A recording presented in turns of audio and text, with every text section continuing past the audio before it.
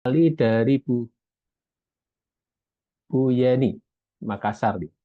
Apakah orang yang narsistik atau orang NPD nilai bisa dihipnosis?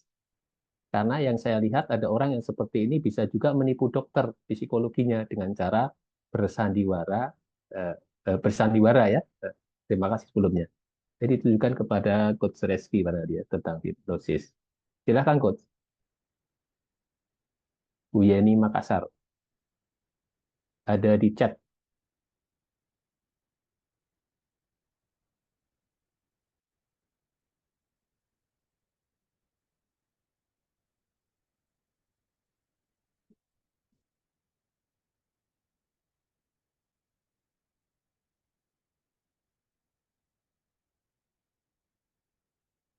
Bisa dibuka, Coach? Di unmute. Ya, eh, Pak Agus boleh di unmute yang satu lagi punya saya. Oh, boleh. Sebentar.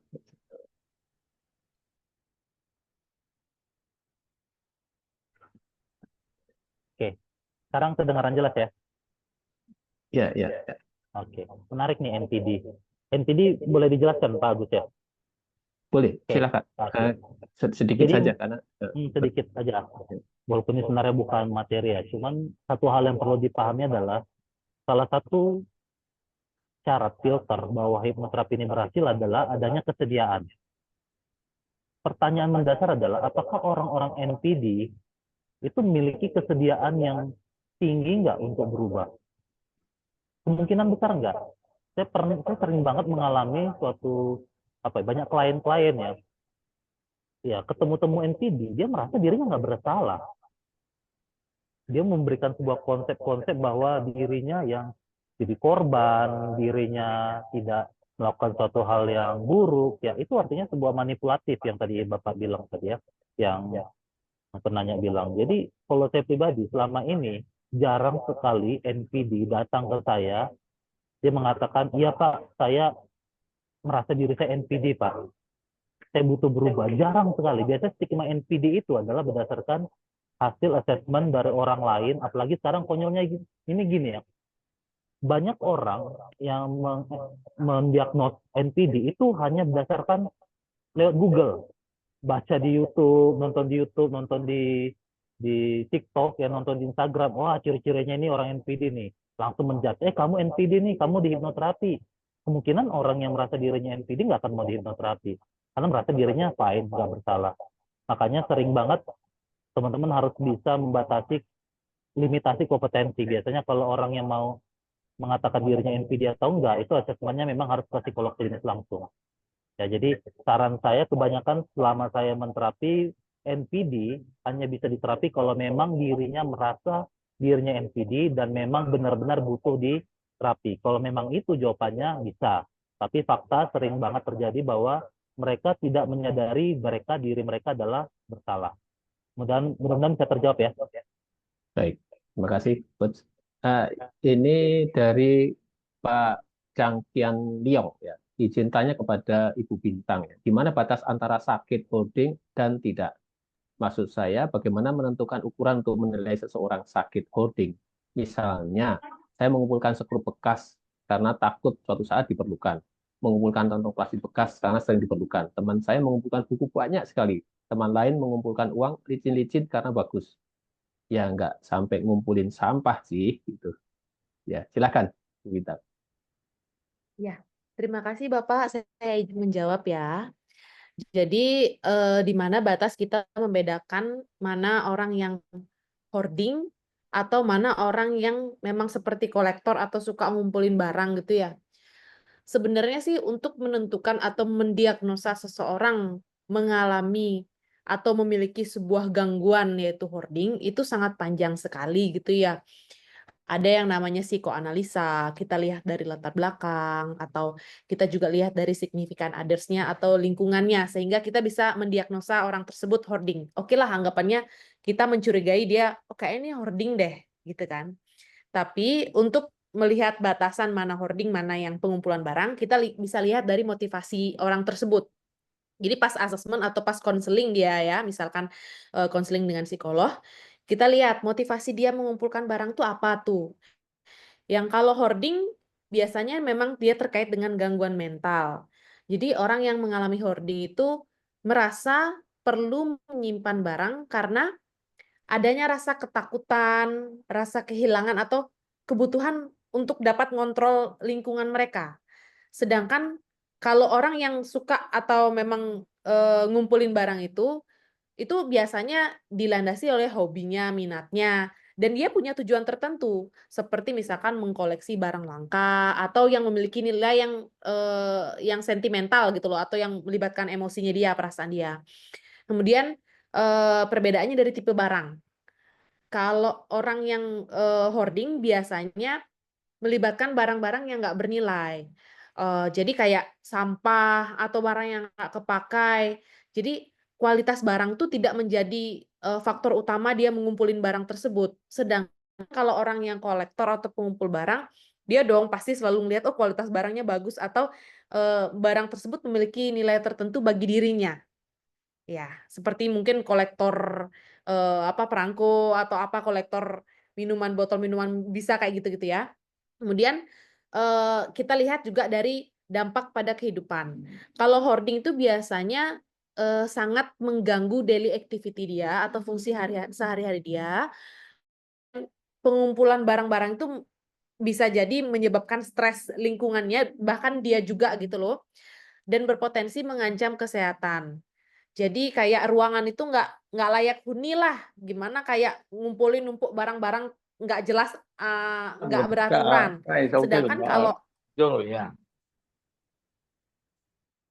sedangkan kalau orang yang ngumpulin barang itu, biasanya itu nggak mengganggu kehidupan sehari-hari karena dia meletakkan barangnya tuh dengan nilai estetika tersendiri gitu loh. Nah, kemudian yang mungkin selanjutnya itu dari persepsi sosial. Kalau kita lihat hoarding itu kan sering ya dipandang negatif karena memang pengumpulan barangnya nggak beraturan, pasti kacau balau banget, dan kita mungkin kalau orang awam merasa jijik ngelihatnya gitu, tapi sedangkan orang yang hoarding tuh ngerasa aman dan nyaman di tempat itu, di tempat dia numpuk barang-barang. Sedangkan kalau orang yang punya pengumpulan maksudnya kayak kolektor itu, umumnya kalau stigma sosialnya, oh dia orang kolektor ini loh, dia ngumpulin ini loh dia gitu. Jadi kayak stigmanya positif karena kan bisa ada hobinya, kemudian tapi ada konteksnya adalah selama pengumpulan itu nggak berlebihan dan juga beraturan.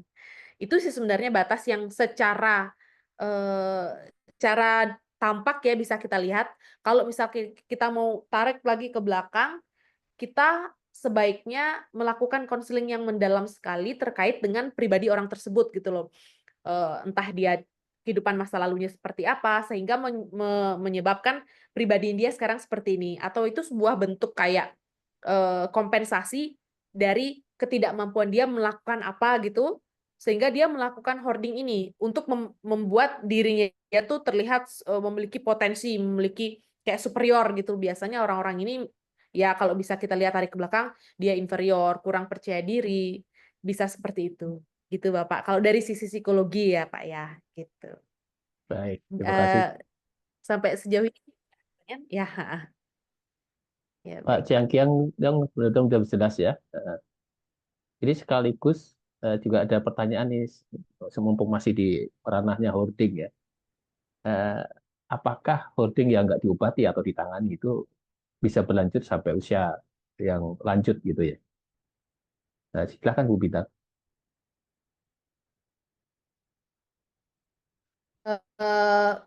Apakah sifat hoarding yang tidak diobati dapat lanjut sampai usia lanjut dan mati? Oke, jadi gini, kalau seperti yang saya bilang tadi, ketika kita ingin mendiagnosa seseorang hoarding apa tidak, itu kan harus melewati proses ya. Nah, ketika ini tidak diobati, dapat lanjut sampai usia lanjut dan mati. Itu saya tidak bisa mengatakan bahwa itu bisa lanjut atau tidak, karena memang tergantung dari lingkungan sendiri seperti apa, kemudian apakah ada penerimaan sosial seperti yang bagus apa enggak bagi dia. Hanya saja kalau misalkan orang memiliki kepribadian seperti itu, bisa jadi dia akan lanjut memiliki sifat tersebut sampai dia tua nanti gitu loh. Ketika tidak diintervensi atau tidak diobati dengan cepat. Apalagi misalkan lingkungan itu memberikan apa kayak ya tidak menerima sifatnya dia, tidak menerima kepribadian dia dan diberikan akses untuk kayak ya udah dia memang seperti itu gitu loh. Tanpa diberikan dibantu untuk diintervensi. Itu sih, Bapak.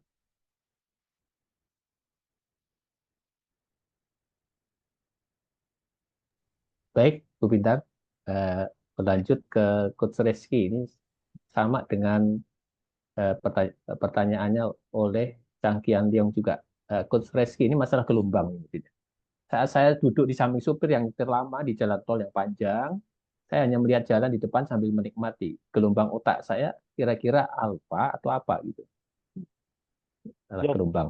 Oke, untuk Pak Chen Kian Leong ya. Yang Leong ya. Oke. Untuk gelombang otaknya itu di gelombang otak alfa, Pak.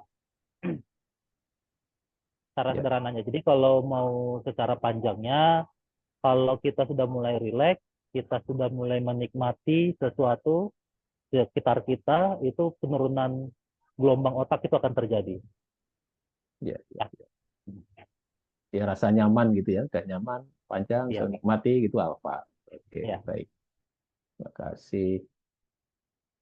Ini Pak Gunawan tadi, apakah kebiasaan kleptomania yang tidak diterapi, yang tadi, dapat berlanjut jadi pencuri profesional?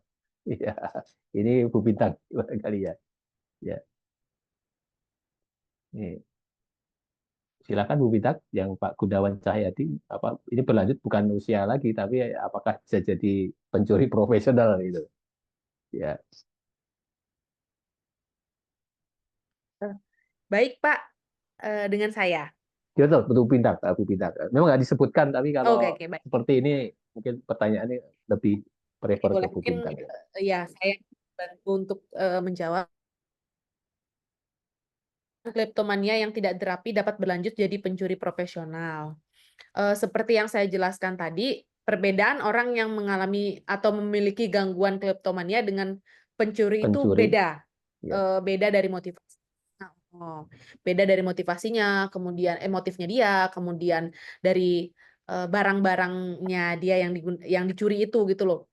Kalau misalkan kita bisa membedakan orang yang klepto sama orang yang pencuri. Kalau klepto biasanya ya barang yang dia curi itu kayak sebenarnya tidak berguna bagi dirinya gitu loh. Sedangkan kalau pencuri profesional, namanya aja pencuri gitu ya, pasti kan memiliki tujuan untuk memiliki barang tersebut. Walaupun konteksnya sama-sama tidak diketahui oleh orang yang memiliki. Jadi kita tidak bisa mengatakan bahwa kalau orang yang kleptomania tidak diterapi dapat berlanjut jadi pencuri profesional, itu tidak dapat dikatakan seperti itu. Gitu. Kalau menurut dari sisi keilmuan psikologis gitu ya, tidak bisa dikatakan seperti itu karena memang dari motifnya saja sudah berbeda antara klepto dan juga pencuri. Ya, cukup clear ya. Beda klepto dengan pencuri tadi sudah dijelaskan juga panjang. Mudah-mudahan bisa menyimak Pak Gunawan. Terima kasih Bu Bintang. Ini tolong Bu Shirley untuk bisa lebih clear ya, karena memang pasti marah tuh. Cuma apa yang jadi concern pertanyaannya gitu. Kalau untuk hoarding, barang-barang diberesin jadi marah itu. Saya pernah lihat orang itu. Itu melanda juga di saudara jauh ya seperti itu. Nah ini maksudnya apakah Bu Shirley bagaimana menangani rasa itu atau seperti apa? Silakan Bu Shirley untuk disambung lagi pertanyaannya, atau Bu Bintang bisa ini lagi ya tentang hoarding ini. Silahkan open mic, sudah kita buka, mudah-mudahan bisa. Hoarding barang-barangnya kalau diberesin oleh orang lain malah menjadi marah. Iya, Biasanya ya. kalau jangankan ngeberesin ya, kita tanya aja Sudah marah ya. dia tujuannya apa atau apa sih kegunaannya, pasti dia marah-marah. Karena tujuan dia sama yang kita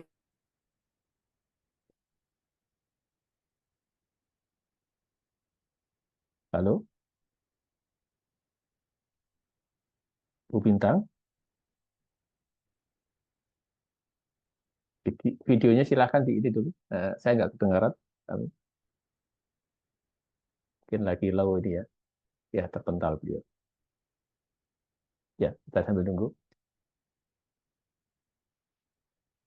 Coach Reski bisa menambahkan mungkin yang tadi beberapa pertanyaan yang penting yang kaitannya dengan penanganan gitu. Iya, boleh ya. Silakan. Kalau tadi saya pertanyaan,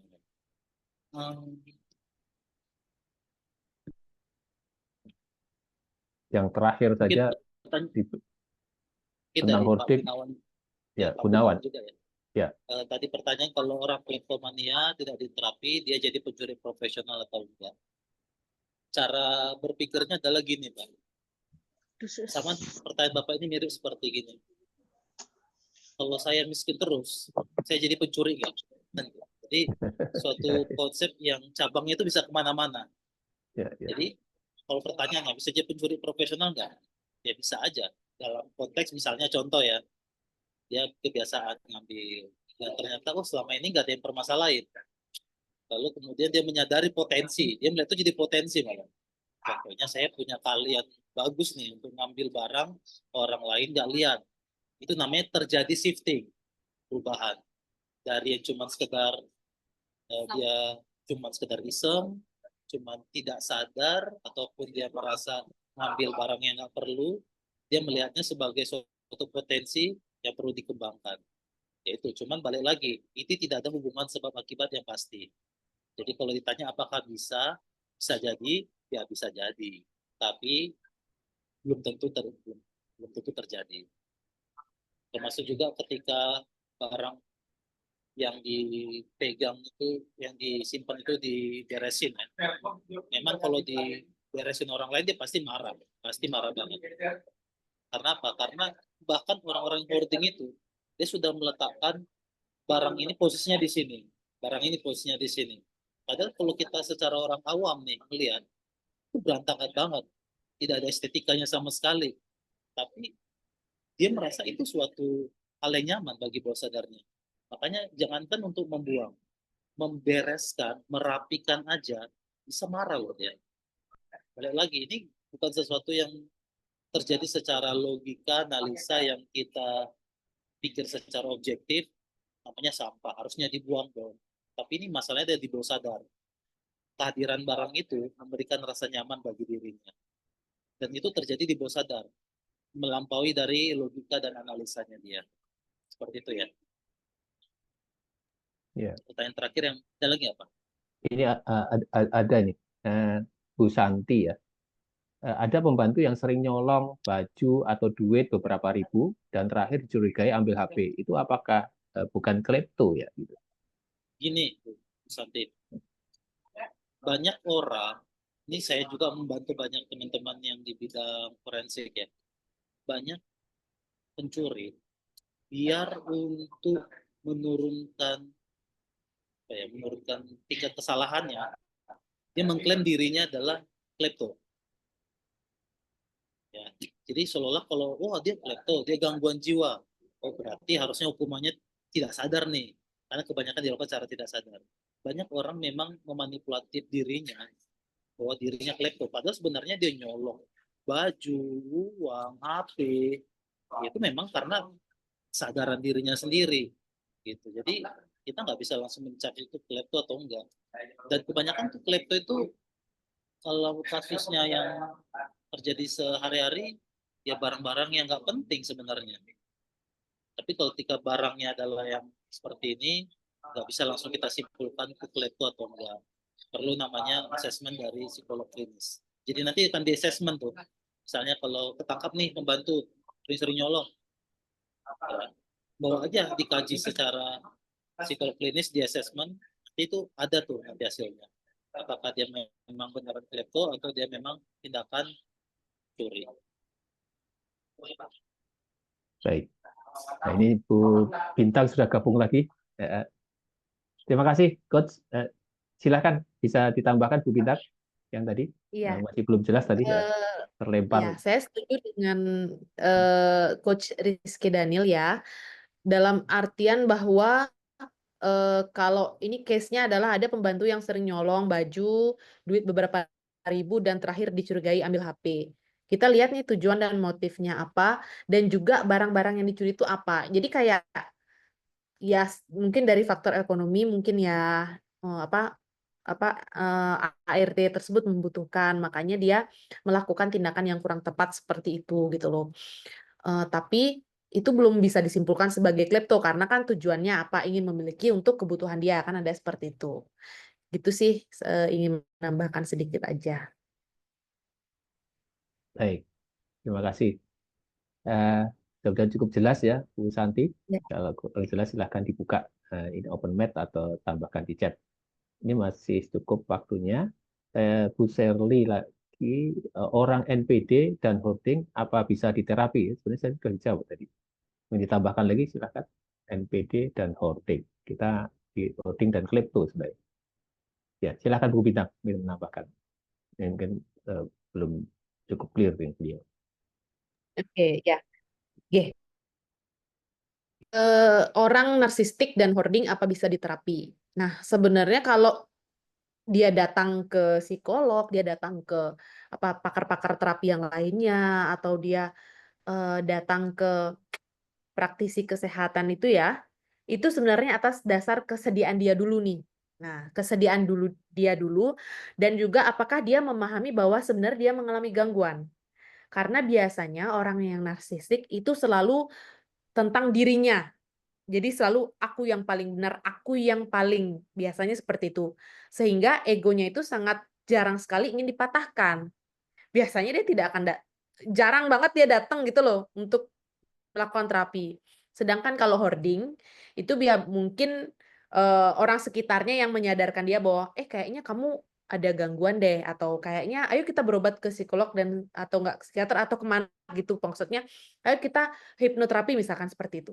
Nah, biasanya orang hoarding itu lebih kayak ketika disadarkan dia kan, oh iya ya, masa aku kayak gitu, biasanya lo ya. Tapi balik lagi ke kepribadian seseorang. Kita tidak bisa memaksakan orang tersebut datang untuk berobat ketika dia sendiri pun menganggap itu bukan masalah gitu. Tapi ketika dia ngerasa bahwa oke, saya mau diterapi, itu tergantung kesediaan dia, dan juga kerjasama antara klien dan juga terapis. Kalau gitu sih, kalau misalkan dari pandangan saya sendiri.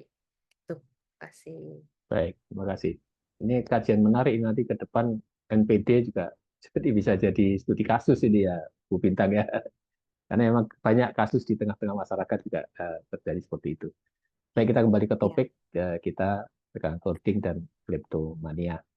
Nah, ada lagi silahkan untuk di chatting ataupun langsung berbicara. Terima kasih Bu Sherly ya. Oke, baik.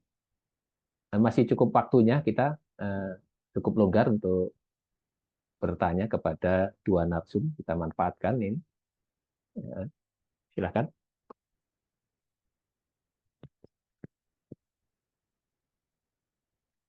Karena tadi menarik ya, di tengah-tengah kita tadi hoarding ya, terutama hoarding itu memang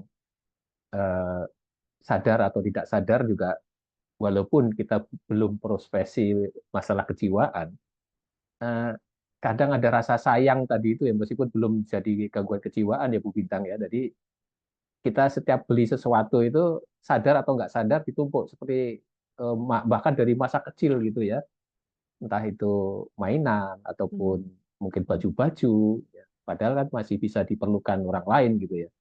Nah ini kesadaran seperti itu memang diperlukan sekali ya supaya tidak menimbulkan jadi walaupun udah ada trauma sebenarnya gitu Bu Bintang. Jadi gimana untuk menumbuhkan kesadaran bahwa rasa apanya memiliki yang sangat begitu ya, bukan gangguan kejiwaan ya, hanya memang karena memang udah beli dari kecil, kemudian kadang-kadang dulu orang tua kita itu nyimpen dari barang-barang apa dari bayi sampai sampai di lemari, satu lemari gitu, bukan gangguan jiwa gitu kita. Itu gimana tuh kita tuh seperti itu? Ya, baik. Kalau misalkan yang kolektor atau ngumpulin barang itu kan tadi kita bisa lihat dari asas manfaatnya gitu ya. Ya, Manfaat dan juga kenyamanan terhadap dirinya dia. Apakah barang itu bernilai dan punya suatu kenangan buat dirinya sendiri, atau sudah ditumpuk gitu-gitu aja. Kemudian apakah punya nilai estetika, dan ketika dia ngelihat barang itu apakah ada nilai emosi yang hal tersebut. Contoh misalkan ya kayak yang Bapak bilang, misalkan ngumpulin barang yang dari bayi dia punya. Misalkan ditanya cerita bahwa, "Kok kamu ngumpulin ini? Kok kamu punya barang ini?" "Oh ya, ini kenangan mengingatkan saya dulu, saya kayak gini, saya belajar jalan atau saya jalan pertama kali seperti ini," kayak gitu. Sedangkan kalau orang yang hoarding, dia biasanya kurang ada manfaat dari dia ngumpulin barang-barang tersebut. Dia tidak akan, dia susah menjelaskan atau dia membutuhkan waktu dan alasan-alasan untuk menjelaskan kenapa dia mengumpulkan atau memiliki barang tersebut, gitu. Lebih ke sana sih Oh untuk ya. membedakan, ya menyadari hal tersebut. Di samping juga, ya mungkin ada pengalaman atau trauma masa lalu yang menyebabkan dia itu, tidak bisa memuaskan, egonya dia. Jadi ego yang belum terpuaskan dalam dirinya sehingga itu bermanifestasi atau, digantikan dengan hal yang hoarding tersebut, gitu sih. Ya, ya, ya, saya sadar. Berarti itu orang ditanya saja sudah, anu ya, kenapa nggak dibuang aja marah itu. Itu udah ada rasa sensi seperti itu, berarti ada sesuatu gangguan ya di masa lalunya yang hoarding ya. Baik, baik, Ada saya tangkap. kecenderungan gangguan, iya. Kecenderungan ke arah sana. Baik, Iya. silahkan. Ini masih ada waktu nih, kita cukup untuk bincang-bincang dua narasumber yang luar biasa ini. Eh, ini sebenarnya belum tuntas di Coach Reski tadi itu perlu contoh tadi itu wah, luar biasa ini contohnya tadi tentang kasus hoarding dan kleptomania. Beliau tadi agak buru-buru ya. Mungkin teman-teman silahkan mau mengulik lagi bagaimana proses supaya rilis dari gangguan hoarding dan klepto tadi itu yang sudah disajikan oleh Coach Resi. Tadi menarik sekali tadi kajian terakhir dikasih contoh-contoh bagaimana emosi negatif dimunculkan, kemudian emosi positif, dan itu ada teknik-teknik khusus yang memang jadi pelajari gitu.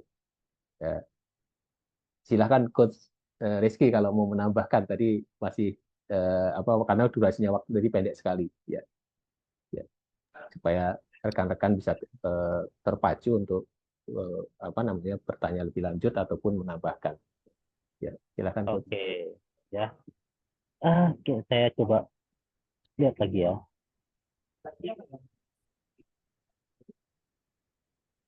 Oke, tadi saya ingin menambahkan sebenarnya. Jadi kalau di hipnoterapi itu kita ada berapa tingkatan, Pak ya. Ada CH dan CHT, kita juga punya level 3 nih. Level 3 itu CPHT. Jadi CPHT ini ada level profesional. Jadi cara kerjanya ketika kita menangani kasus-kasus klepto ataupun kasus-kasus hoarding, kita menggunakan konsep namanya hipnoanalisis. Hipnoanalisis itu bagaimana kita mencari psikodinamika simptom. Psikodinamika simptom itu apa sih? Psikodinamika simptom itu adalah bagaimana proses awal perilaku ini bisa terjadi. Jadi kita meyakini, ini dari Charles Tebet juga, dia seorang psikolog dan juga seorang hipnoterapis, dia meyakini bahwa yang namanya satu perilaku itu nggak muncul dengan sendirinya. Ada namanya sebuah sebab akibat. Kalau kita sebutnya dengan root cause, pasti ada yang memicu dan itu bisa terjadi karena secara satu kejadian tertentu atau bisa jadi karena ada efek bola salju yang karena dibiasakan berulang-ulang sampai membentuk efek yang begitu luar biasa. Jadi kalau konsepnya kita teman-teman nanti yang sudah pernah belajar hipnoterapi, teman-teman bisa gunakan konsep regresi namanya. Regresi ini cara berpikirnya adalah gini. Jadi kalau seandainya stop share aja. Kalau seandainya seseorang misalnya tanda kutip ya mencuri lah ya, mirip seperti klepto ya. Mencuri. Kenapa sih orang mencuri? Jadi misalnya saya berikan sebuah gambaran seperti ini.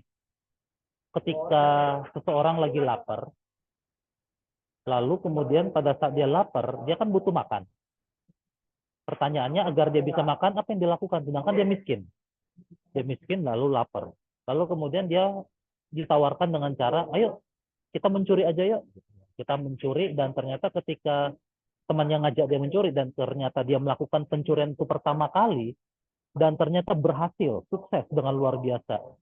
Dan dia merasa dapat emosional kenikmatan yang luar biasa dalam dirinya. Keberhasilan ini akan memicu program bawah sadarnya untuk melakukan hal yang serupa ketika stimulus yang mirip-mirip terjadi. Jadi ketika orang ini sudah diajarkan untuk mencuri dan dia melakukannya dan berhasil, next time ketika si orang miskin ini, tanda kutip ya miskin ini artinya nggak punya apa secara kemampuan ekonominya kurang sekali, nggak punya kemampuan dana yang sangat tinggi ya, sangat rendah sekali kemampuan ekonominya, dan dia lapar lagi, kemungkinan yang terbersit yang muncul pertama kali dari bawah sadar dia akan mendorong ayo mencuri, ayo mencuri. Nah, dorongan bawah sadar inilah yang memicu namanya perilaku itu. Dan kemudian dia mencuri lagi. Nah, ini bicara soal mencuri. Misalnya konsep yang lagi, ini orang yang nggak punya kemampuan ekonomi dan dia lapar. Lalu kemudian ditawarkan mencuri. Ini adalah pertama kali dia mencuri. Ini kasus yang berbeda ya. Dia mencoba untuk melakukan mencuri dan ternyata ketangkap polisi dia. Ketika ketangkap polisi, dia mengalami namanya tanda kutip ya kapok kalau orang umum. Kalau masalah psikologis, wah bisa jadi dia mengalami efek traumatik nih. Ya. Efek traumatik yang membuat dia kalau lapar lagi di kemudian hari, kemungkinan dia mencuri nggak? Kemungkinan nggak. Kenapa? Karena dia mengalami efek traumatik. Karena dia sudah mencobanya dulu dan ternyata gagal. Dia akan memilih alternatif yang lain. Temannya menawari, jangan mencuri. Mencuri itu pasti buat kamu ditangkap. Mending kita ngemis. Nah, ketika dia ngemis, ternyata lebih gampang. Ada lampu merah, 1 menit lampu merah dia dapat 10 orang masing-masing ngasih 5.000. Oh ternyata 5.000 kali 10 udah 50.000. Satu hari dapat 500.000. Ternyata lebih menjanjikan. Makanya itulah yang ternyata dilakukan di ujung-ujungnya daripada PNS mending pengemis saja lebih banyak duitnya kan gitu. Ya. Itu kenapa? Karena efek perilaku itu terjadi karena sesuatu yang terjadi di masa lalunya memicu untuk melakukan hal yang serupa. Nah begitu juga dengan hoarding ataupun tadi klepto, itu karena proses pembentukannya adalah masa lalunya. Masa lalunya pasti ada sebuah efek hubungan sebab akibat, psikodinamikanya yang membuat bahwa perilaku itulah yang diambil. Kalau tadi dalam kasusnya adalah, kalau kita ngambil regresinya adalah ketika dia waktu kecil, dia orang tuanya cerai, nah orang tuanya cerai, dia akan merasa kehilangan. Ketika mamanya pergi kerja pulang malam, tengah malam, dia kesepian. Nah, ketika kesepian, dia ingin mendapatkan solusi. Kesepian, gimana nih caranya? Ya, lalu dicoba berbagai cara dan ternyata, ternyata ngobrol sendiri dengan kertas menarik ya, menyenangkan ya. Nah, dia nggak sadar secara logikanya dia nggak bisa memberikan pengaruh objektif yang begitu baik terhadap perilakunya. Jadi ketika dia bermain sama teman, dia meletakkan barang, dari awalnya sepi, ketika lihat ramai di kamarnya, dia merasa nyaman. Wah, ada kertas tuh, ada 5 box tuh ya. Oh, itu ada barang sampah-sampah bungkusan makanan. Itu ada juga yang kayak gitu ya. Saya pernah ada klien itu itu makanan itu namanya pasti ada semut ya kalau nggak dibuang ya.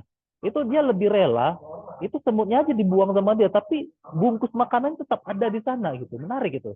Bahkan padahal udah diberitahu sama mamanya, lihat tuh ada makanan kotor itu semut, tar lagi kecoa datang lah gitu ya. Ya nggak masalah bagi dia. Karena kehadiran bungkus makanan itu memberi rasa aman bagi dia. Nah, pengertian rasa aman, rasa nyaman, itu kan kalau secara logika nggak dapat tuh. Nggak nyambung. Makanya ketika dia menjelaskan ke orang lain nggak akan bisa nerima. Makanya ketika orang-orang hoarding ini punya konflik, ketika orang lain berusaha membuang ini sampah harus dibuang, ntar jadi penyakit. Nggak bisa. Kenapa? Aku pengen ada di sana. Itu nggak akan nyambung interaksi obrolannya. Makanya mereka jadi lebih gampang marah kepada orang lain karena melihat orang lain tidak bisa memahami dirinya. Nah, kalau bicara soal teknik terapi regresi ya artinya bagaimana kita mengembalikan dia dari bawah sadar itu kan kita bisa bermain visualisasi. Jadi ketika di regresi itu ada namanya efek revivifikasi. Jadi ketika dia diregresi di usia waktu umur 7 tahun, dia kan seperti anak 7 tahun. Dia seperti anak 7 tahun, ngalamin kembali 7 tahun. Jadi ketika itu sudah kita kembalikan ke masa 7 tahun, jadi ketika dia mengalami misalnya, mamanya pergi pulang tengah malam. Nah, disitulah kita melakukan intervensi terapinya. Dengan cara apa? Coba kita tambahkan atau coba kita lakukan manuver perilaku yang berbeda. Yang kayak tadi tuh, mencuri sama mengemis gitu. Kan artinya kan nggak harus mencuri, tapi bisa mengemis. Termasuk juga dengan cara ketika kesepian. Kan satu-satunya cara bukan harus ngumpulin barang. Kita cobalah intervensi dengan mengganti dengan perilaku yang berbeda. Oh, misalnya dengan bermain sama teman, mencoba dengan melakukan hal yang lain. Nah, ini yang namanya proses learning kembali ketika kembali ke masa lalunya. Itu namanya teknik regresinya. Jadi kalau teman-teman terampil dalam regresi, kita bisa kembalikan ke masa lalu sebelum perilaku ini terjadi, kita berikan intervensi dulu. Mirip kalau teman-teman sudah pernah kemarin nonton film Avenger gitu ya, kita kembali ke masa lalu, jadi sebelum musuhnya datang, kita matikan dulu musuhnya. Jadi apa yang terjadi? Ya musuhnya nggak pernah lahir gitu ya. Jadi kita kembali ke masa lalu sebelum perilakunya ada, kita intervensi, kita berikan sugesti. Jadi perilaku hoardingnya seolah-olah di bawah sadar itu tidak jadi muncul, sugesti kita yang duluan muncul. Itu adalah tahapan yang bisa jadi alternatif lain ketika teman-teman sudah menguasai hipnoterapi. Jadi prinsipnya adalah kita akan bisa ngebantu hoarding ataupun klepto, yang penting syaratnya adalah dia bersedia, dia sadar dirinya butuh dibantu, dia sadar dirinya butuh berubah, yang kedua dia punya kemampuan fokus, dia bisa berkomunikasi dua arah, dan memang kita sifatnya adalah non medis. Seperti itu mungkin tambahnya Pak Gus ya. Kalau Baik. boleh ditambahkan, ditanya, yang lain silakan monggo. Ya, terima kasih, Coach Reski. Silakan, masih ada waktu 5-10 menit untuk para audien ya, Bapak Ibu, untuk bertanya langsung atau chat pagi. Ya, sebelum kita akhiri. Silakan. Mudah-mudahan cukup bisa jelas sekali. Coach Reski juga IG-nya sama ya, Coach Reski Daniel ya. Gimana? IG-nya Rizky Daniel juga ya. Oh ya, Ya, IG saya itu Silakan di chat aja. IG-nya Ya. @coachrescue. Ya, silakan. Bu Bintang kalau ada IG ya silakan bisa di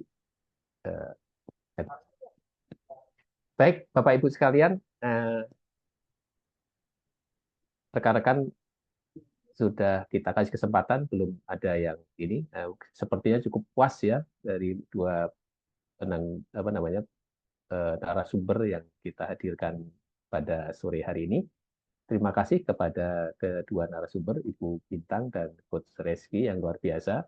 Jadi kita tadi ada kolaborasi antara sisi klinis psikologi ya untuk penanganan hoarding dan gangguan kleptomania dengan sisi bagaimana penanganan secara hipnoterapi, dan itu kolaborasi yang luar biasa. Dan selanjutnya kepada kami panggil Bapak Hilman Rama Pratama, Insinyur SUD CHT, yang akan memberikan sertifikat sekaligus closing statement pada e-seminar pada sore hari ini. Kepada Bapak Hilman, kami persilahkan Pak Hilman. Iya, terima kasih Pak Agus. Ya. Selamat sore. Selamat sore. Ya, selamat sore, salam sehat, salam Indonesia, salam ceria selalu. Hari ini kita banyak sekali masukan, pengetahuan, dan pengalaman dari kedua narasumber yang sangat pakar dan juga moderator yang luar biasa. Sehingga kita dapat manfaat untuk kita ketahui dalam kehidupan kita sehari-hari. Dan pada Ismina Pikti seri ke-212 ini dengan tema Integrative Care for Hoarding and Kleptomania Disorder. Untuk itu, saya mewakili Pikti dan seluruh peserta Ismina Pikti seri ke-212 mengucapkan banyak terima kasih dan penghargaan yang sebesar-besarnya kepada kedua narasumber, moderator, dan seluruh panitia Pikti. Sebagai apresiasi dan ungkapan rasa terima kasih yang sebesar-besarnya, maka saya mewakili Pikti menyampaikan sertifikat penghargaan Pikti kepada Ibu Bintang, Ibu Ida Ayu Gede Bintang Prabadewi. Silakan Ibu menerima sertifikat penghargaan ini. Iya, terima kasih banyak Bapak Hilman atas sertifikatnya. Terima kasih sudah mengundang saya sebagai pembicara untuk berbagi dengan Bapak Ibu sekalian. Terima kasih. Terima kasih Ibu, luar biasa. Dan untuk narasumber kedua yang juga sangat kompeten, Coach Rizky Daniel, mohon kiranya dapat menerima sertifikat penghargaan ini. baik, terima kasih atas sertifikatnya. Saya juga sangat senang sekali bisa berbagi di seminar Pikti ini, dan semoga kita bisa berlanjut terus, dan kalaupun ingin lebih banyak lagi tentang hipnoterapi, jangan lupa untuk menghubungi saya. Thank you. Ya, luar biasa sekali ilmunya bermanfaat untuk kehidupan sehari-hari nih di lingkungan kita. Ya, kepada moderator yang sangat kompeten, Integrative Medicine, Bapak Agus Prayitno, mohon kiranya menerima sertifikat penghargaan ini. Terima kasih Pak Ilman atas apresiasi yang diberikan kepada saya. Terima kasih kepada Pikti juga. Ya, luar Terima kasih, biasa Pak. sekali telah membawakan acara ini sampai akhir. Sebelum acara Istimena Pikti hari ini ditutup, kami mengundang kembali seluruh peserta untuk mengikuti Istimena Pikti seri ke-213 pada tanggal 27 Oktober 2024 hari Minggu pukul 14.30 WIB dengan tema Integrative Care for Viral Respiratory Infection. Dengan pembicara pertama, Dr. Indra Sugiarto, pembicara kedua, saya sendiri, Hilman Rama Pratama, Insinyur SUD CHT, dan moderator, Dr. Sunarto M. Hum. Pembukaan akan dibawakan oleh Dr. Edi Iskandar, MSc, dan penutupan oleh Dr. Willy Japari Smiles, PhD. Pada kesempatan ini, saya mewakili Pikti, mengucapkan puji dan rasa syukur kehadirat Tuhan Yang Maha Esa di Istimena Pikti seri ke-212 dengan tema Integrative Care for Hoarding and Kleptomania Disorder. Dengan resmi saya nyatakan ditutup. Sekian, terima kasih. Wassalamualaikum warahmatullahi wabarakatuh. Shalom, Sabe Sata Bonsu Tata, Om Santi Santi Om. Salam kebajikan, Rahayu, Rahayu, Rahayu.